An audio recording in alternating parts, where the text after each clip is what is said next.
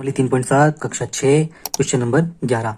निम्नलिखित संख्याओं का लघुत्तम समापवर्त यानी कि एलसीएम ज्ञात कीजिए जिसमें एक संख्या दूसरी का एक गुणनखंड है। संख्या दे रखी है 5, 20, 6, 18, 12, 48, 9, 45। यानी कि जो एक संख्या है दूसरी संख्या गुणनखंड यानी कि एक संख्या का भाग दूसरी संख्या में जा सकता है। जैसे कि 5 है तो ये 20 से विभाजित हो सकती है 5।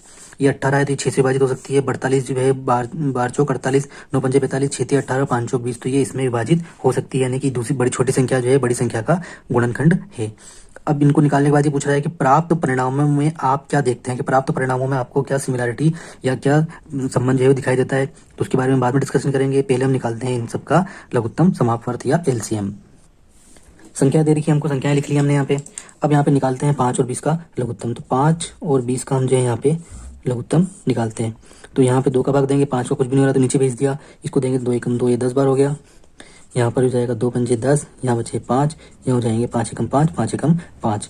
तो यह हो जाएगा 2 गुणा 2 गुणा 5, 2 दूनी 4, 4 पंजो 20 लघुत्तम इसका प्राप्त होता है। उसी प्रकार जब यहाँ पर जो है 6 और 8 तो इनका लघुत्तम हम निकाल लेते हैं। तो 6 और 18, 2 का भाग चल जाएगा, 2 तिया 6, 2 नम 18, 3 एकम 3, 3 तिया 9, 3 एकम 3। यहाँ देख लेते हैं 2 गुणा 3 गुणा 3 गुणा 1, 2 तिया 6, 6 तिया 18।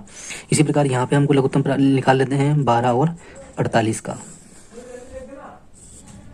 2 छंग 12, 2 दूनी 4, 2 चौक 8, 2 तिया 6, 2 एकम 2, 2 दूनी 4, 2 छंग 12, 2 तिया 6, 3 एकम 3, 3 एकम 3। यहाँ पे हो जाएगा हमारे पास में 2 गुणा 2 गुणा 2 गुणा 2 गुणा 3, 2 दूनी 4, 4 दूनी 8, 8 दूनी 16, 16 तिया 48। इसी प्रकार यहाँ पर है हमारे पास में 9 और 45। तो यहाँ पर जो है वो अब यहाँ पर 9 है, यहाँ 45 है, तो यहाँ दोनों संख्याओं के अंदर जो है 3 का भाग चल जाता है। 3 तिया 9, 3 एकम 3, 3 पंजो 15, 3 एकम 3, 3 पंजो 15, 5 एकम 5। तो ये हो जाएगा हमारे पास 3 गुणा 3 गुणा 5, 3 तिया 9, 9 पंजे 45। तो यहाँ पर जो है हमको संख्याएं दे रखी है तो इनका हमने जो है यहाँ पे लघुत्तम प्राप्त हो गया है। लघुत्तम प्राप्त हुआ है हमको, हम यहाँ लिख लेते हैं। प्राप्त परिणामों को हमने यहाँ लिख लिया है। हमको मालूम हुआ है कि यहाँ पे 5 और 20 का जो लघुत्तम है वो 20 है, 6 और 18 का लघुत्तम 18 है, 12 और 48 का लघुत्तम 48 है, 9 और 42 का लघुत्तम जो है वो 45 है।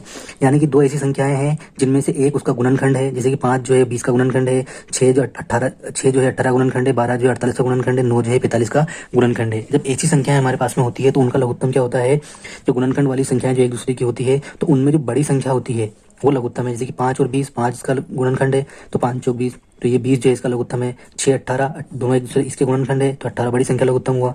12 48 तो ये 12 48 जो है 48 का लघुत्तम हुआ। तो 9 45 तो 9 45 45 जो है वो इसका लघुत्तम, यानी कि बड़ी संख्या जो है हमेशा लघुत्तम प्राप्त होता है। तो हमने निष्कर्ष निकाला कि प्रत्येक स्थिति में यदि एक संख्या दूसरी संख्या का गुणनखंड हो तो बड़ी संख्या जो होती है वो बड़ी संख्या जो होती है उन दोनों संख्याओं का लघुत्तम होगी। तो ये हमको सवाल करने में बहुत आसान करने वाला है कि जब हमारे पास 2 संख्याएं हो तो 2 संख्याएं होती है तो उसके अंदर अगर गुणनखंड है दोनों एक दूसरे के, तो फिर क्या करेंगे, हम उसके अंदर की बड़ी संख्या जो होगी उसको लघुत्तम ले लेंगे ताकि हमको जो लघुत्तम लेकर इतनी लंबी क्रिया करने की आवश्यकता नहीं पड़े और हमारा जो सवाल वो आसानी से हो जाए।